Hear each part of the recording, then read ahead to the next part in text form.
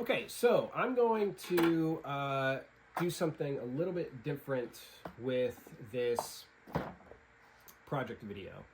I don't know, it's an experiment on one part, and the other part is I just don't really feel like going into a whole production thing just because of time constraints and stuff like that. So I'm just going to shoot all of these little updates on my phone and see how it goes, and then maybe put all those little updates into a single video that I'll stick on my YouTube channel.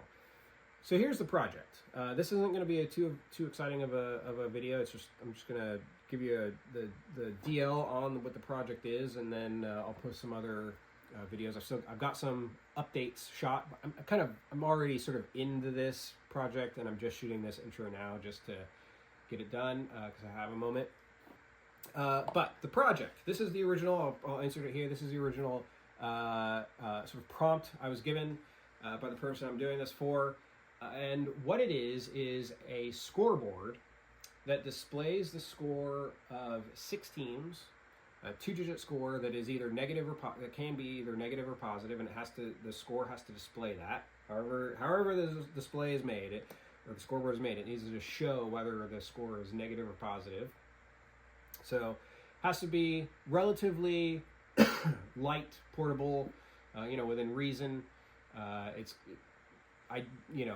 Ideally or traditionally, the scoreboard that they have been using, which is not a mechanical, but an analog, you flip the numbers or Velcro the numbers on or something like that, which they're trying to replace with this, was hung off the back of a golf cart. So, battery powered, I think I mentioned that, I don't know, but portable kind of goes along with that.